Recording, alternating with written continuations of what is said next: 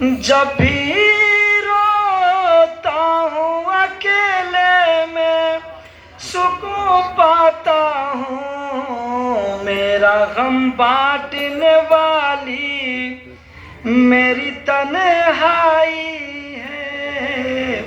جب آپ حکم دیں گے میں بیٹھ جاؤں گا۔ اشرف یعقوب صاحب بڑے اچھے لب و لہجے کے شاعر ہیں، آپ سنیں گے انہیں۔ بس یہی سوچ کے میں کرتا نہیں تیرا گلہ، بس یہی سوچ کے میں کرتا نہیں تیرا گلہ، بس یہی سوچ کے میں کرتا نہیں تیرا گلہ، تیری رسوائی میں شامل میری رسوائی۔ کیا بات ہے، پھر پڑھیے پھر پڑھیے پھر پڑھیے۔ بہت شکریہ، تیری رسوائی میں شامل۔ بہت شکریہ۔ دیکھیے تمام مسافت کی تھکن دور ہو گئی ہے، بہت شکریہ۔ آپ غزل کا لہجہ سمجھتے ہیں، سلامت رکھے اللہ۔ بس یہی سوچ کے میں کرتا نہیں تیرا گلہ، تیری رسوائی میں شامل میری رسوائی ہے، میرا غم بانٹنے والی میری تنہائی ہے۔ آخری شعر سماعت کر لیں، پھر شعرا کو سنیں گے، پھر اگر آپ کا حکم ہوگا تو میں خدمت کے لیے حاضر ہو جاؤں گا۔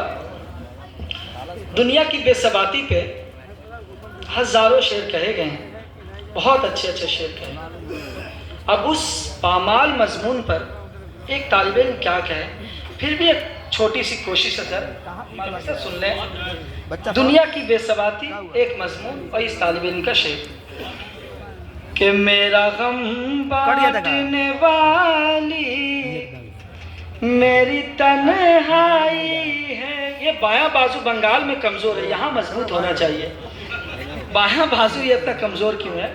تو آپ بتائیے گا کہ آپ بھی مضبوط ہیں کہ میرا غم بانٹنے والی میری تنہائی ہے، لوگ دنیا، مدرسے کے بچے بیٹھے ہیں سماعت کر لو، کہ لوگ دنیا کی طرف بھاگ رہے ہیں لیکن